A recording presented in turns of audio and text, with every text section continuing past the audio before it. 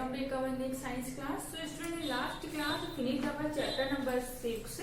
Now today we start our chapter number 7, living and non-living things. Okay. Now today topics we discussed about the characteristic of living things, categories of non-living things, common features of living things and non-living things, and species. Okay. So let's start our chapter. First of all, everyone, do you know what is living and non-living?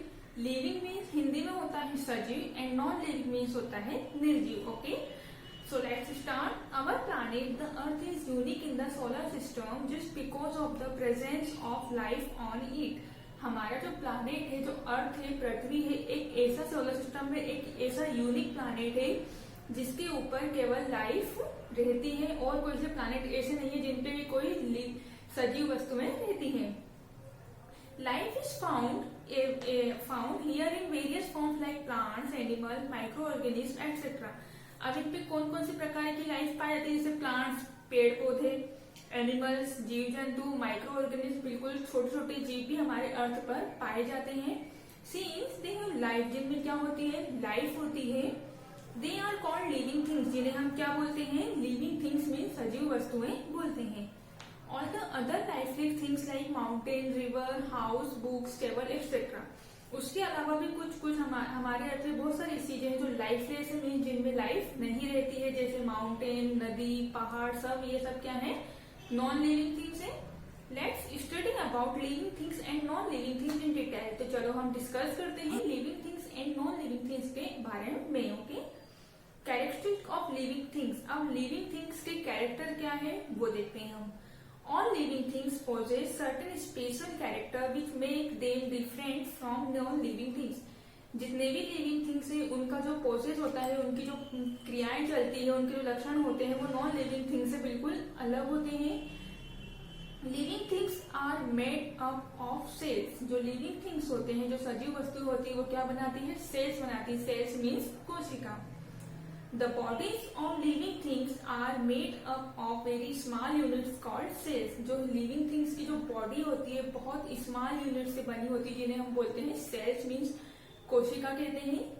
Cells can be seen only under a microscope. और इसे हम केवल microscope के द्वारा ही देख सकते हैं, इन्हें हम खुली आंखों से नहीं देख सकते हैं. और amoeba and euglena are unicellular. उनमें केवल एक ही सेल्स होती है जिससे अपनी वो लाइफ प्रोसेस कंटिन्यूटी चलती रहती है. उसके अलावा कुछ ऐसे ऑर्गेनिज्म जैसे human beings, onion plant are made up of several cells. इनमें क्या होती है? जो ह्यूमन बींग्स होते हैं, हमारी बॉडी में बहुत सारी सेल्स होती है.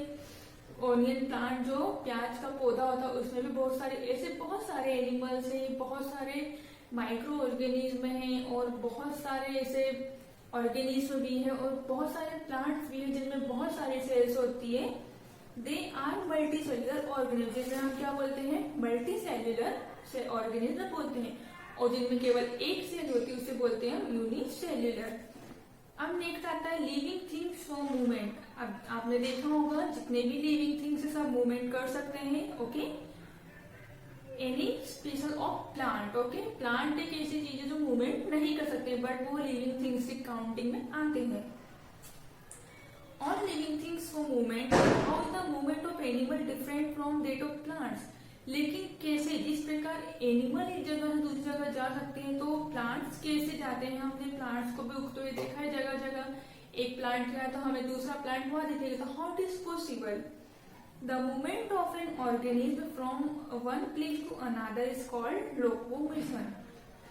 देखिए, जब कोई ऑर्गेनिज्म एक जगह से दूसरी जगह मूवमेंट करता है तो उसे बोलते हैं हम लोकोमोशन बोलते हैं. And the change in the position of any body part is called movement. और उसके बॉडी पार्ट की पोजीशन में जो चेंज आता है उसे बोलते हैं हम movement. Animals move around in the search of food and shelter. हम जानते हैं जो एनिमल्स होते हैं, जो वाइल्ड एनिमल्स होते हैं, वो खाने की तलाश में और घर की तलाश में यहाँ से वहां मूवमेंट करते हैं. They have various locomotory organs like legs or for walking and running.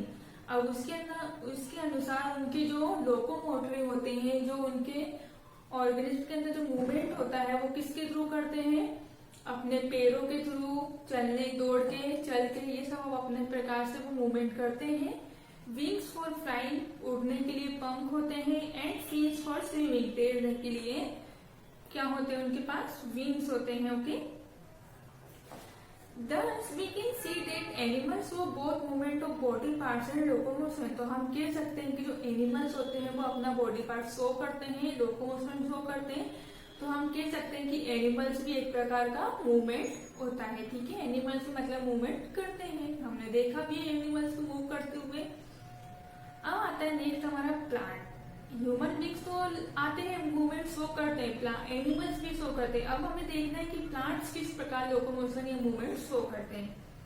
We can say that animals show both movement body parts and locomotion. हम कह सकते हैं कि जो एनिमल्स होते हैं वो दोनों चीज दर्शाते हैं, जैसे अपने बॉडी पार्ट का मूवमेंट एंड लोकोमोशन मीन्स यहाँ से वहां जाना। Okay, plants remain in a fixed position but they show movement in of their parts. जिस प्रकार हम जानते हैं कि प्लांट एक फिक्स जगह पर रहकर ही ग्रो करता है, लेकिन फिर भी हमें उसके बॉडी पार्ट्स शो मूवमेंट होते हैं, वो किस प्रकार होते हैं।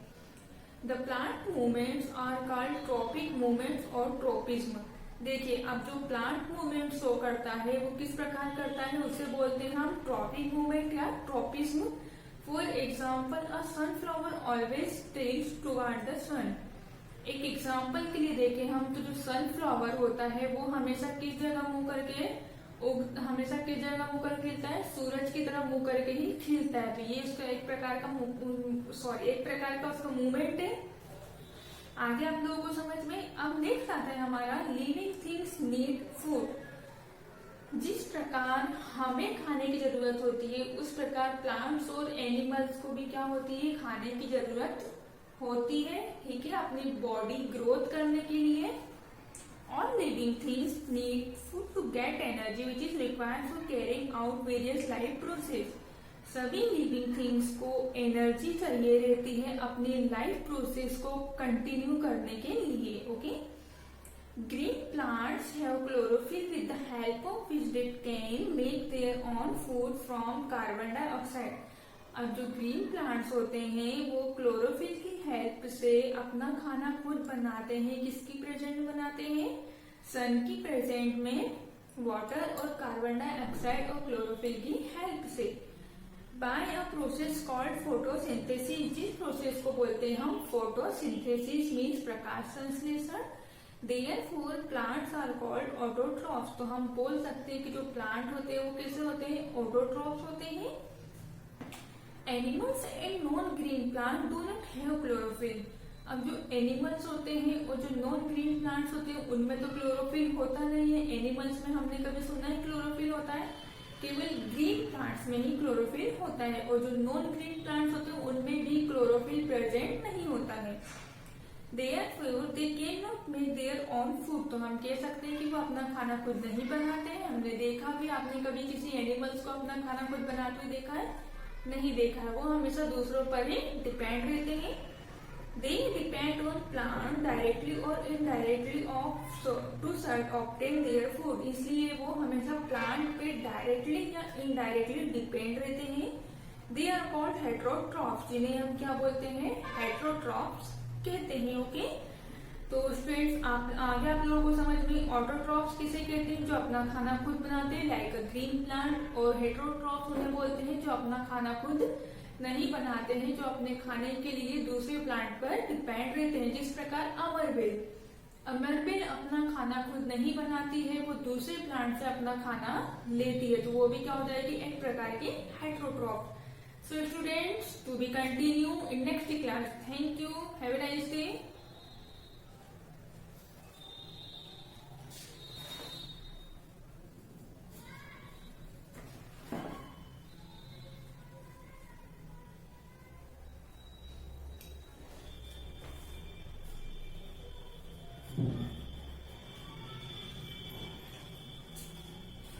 कितने चाहिए?